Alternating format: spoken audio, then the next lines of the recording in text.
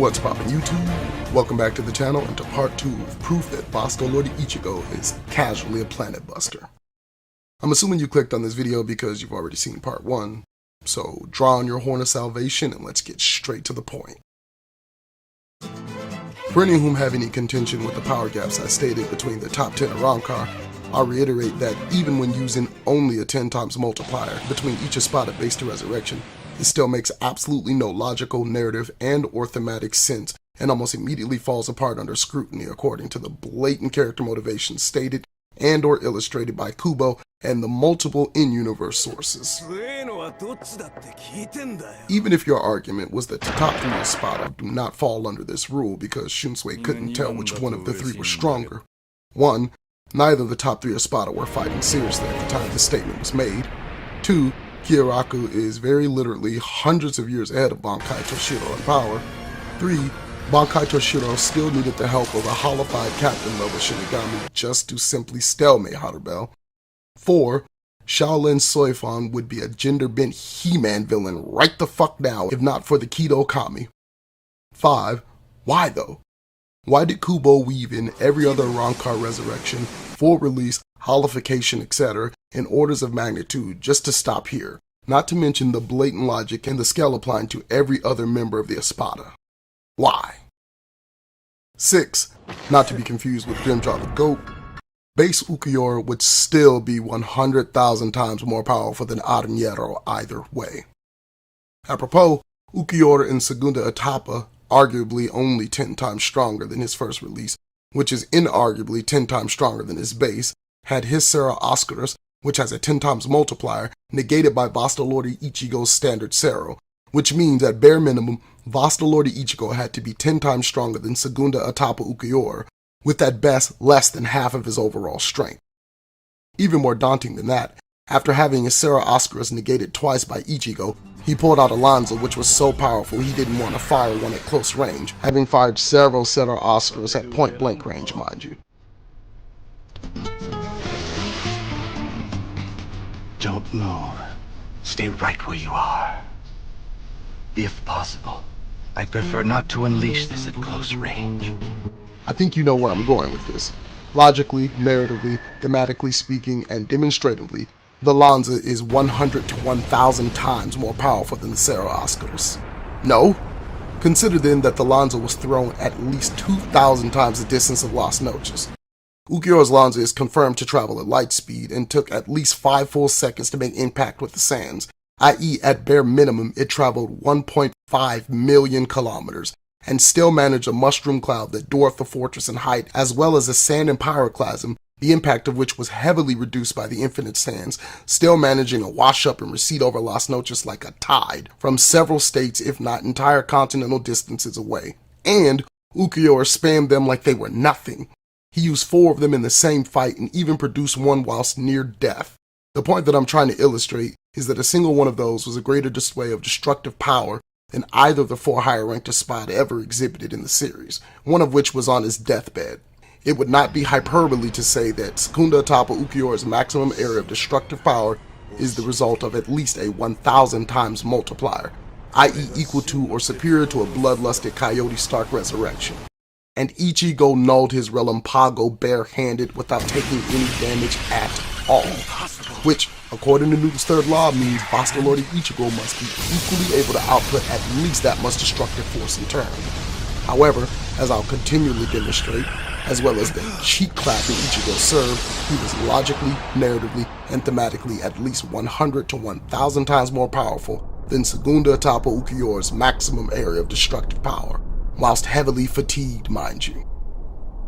To summarize, even when using the smallest calc for the exterior of Las Noches, base Ulquiorra is able to wipe out the area in excess of 100,000 times that, or 49 billion square kilometers. The Earth itself is only 510 million square kilometers for comparison, meaning in base alone, Ulquiorra could planet wipe us nearly 100 times over. But you guys didn't click on this video for planet wiping, so let's talk TNT. Okay, so at bare minimum, it would take 200 teratons of TNT to destroy a large country, i.e. Aranjero's maximum DC according to even the most conservative fortress calendar. FYI, I categorize Las Noches as large country because its most lowball total area is about the size of Spain, which is ranked 52 out of 232 countries. Apropos, base Ulquiorra alone has a maximum DC of 20 million teratons, or 20,000 petatons of TNT. Meanwhile, only 4 petatons are required to achieve large continental devastation. Add a 10 times multiplier for his resurrection, and his destructive capabilities leap to 200,000 petatons. And, while I've consistently demonstrated that Segunda Etapa is at least a 100 times multiplier, for the sake of ending this argument alone, we'll lowball it to only 10, i.e. 2 million petatons. His Serra Osculus tops off at another 10 times, and I'll even say just a 10 times multiplier for his Lanza, i.e. 200 million petatons of TNT. Finally, we have a heavily fatigued Vasto Lorde Ichigo, who tanked that Lanza with his base Serra as well as barehanded, making him bare minimum 10 times more powerful than it, or 2 billion petatons. For further comparison, it only takes around 53 million petatons of TNT to destroy the Earth. Furthermore, every Serra in all of Clorox has been shown to not simply level targets of hollows, but vaporize them entirely. This would cause a Gran Ray Serra alone to require enough explosive power to wipe out the face of the planet, let alone multiply the destructive yield of Vasto Lorde Ichigo by several orders of magnitude, easily placing him at Starbuster levels. And before y'all rip out my heart and organs, amputate my arms and legs, and sell them to a black deaf-mute Quincy baby in the comments section, allow me to address my fourth and final tenet. Prior to his Grimjaw Battle Zenkai boost, Bankai Hollowfication Ichigo tanked a Gran Ray Serra with his spiritual pressure alone. It takes less than 200 Fighter Soul Reapers, like people that Rangiku could shit on during an 8-month lockdown with no toilet paper, to destroy the entire Valley of Screams dimension. Soul Society arc Shikai Ichigo blocked the Sokyo blade, which had a DC of 36 million Zanpakuto. Rangiku, with less than a fraction of that same Ichigo's power, had a spiritual pressure so high she needed to wear a 4/5 power limiter in order to not affect the world of the living. This same Rangiku would get washed and folded by Renji from the same arc, who is hundreds if not hundreds of thousands of times weaker than pre-Vasto Lorde Bankai Hollowfication Ichigo. For the mangaka to directly state and or demonstrate several times that just proximity to a large enough spiritual pressure can threaten the world of the living, only to have you ignore it, means only one thing. Tight Kubo personally wants you to drink bleach. But what is the world of the living? The easy answer would be Earth, right? Sounds simple enough at first glance until you realize that the official data book suggests or flat out state that the world of the living is relative in size to the Soul Society and Hueco Mundo, and even hell by extension. The biggest issue with the current level of cognitive dissonance appears once we see Kaname looking up at the night sky, which is filled to brim with stars. Add to that creatures that come from separate realms or dimensions within Soul Society, such as Komamura, and we're dealing with either a stellar macrocosm or a full-on galactic to universal scale. Consider that while moving at light speed, if not FTL, end of series Ichigo took over 9 hours to travel from the Soul Palace to the Serate. With light taking a mere 1.3 seconds to travel from the Earth to the Moon, this means that Ichigo traveled the distance of the Earth to the Moon more than 30,000 times, or over twice the distance from Earth to Pluto. And that's only if you consider that Ichigo was only moving at the speed of light, instead of 322 million times faster, which would make the distance between the Soul Palace and Serate over 322 million times greater. Point being that a one-armed, half-powered Yamamoto, while heavily suppressing his Bankai, still threatened to destroy that entire galactic macrocosm. The Hellverse movie supplements this feat with Ichigo vaporizing several levels of hell in his Vasto Lorde form, as well as actually cutting the chains of hell themselves.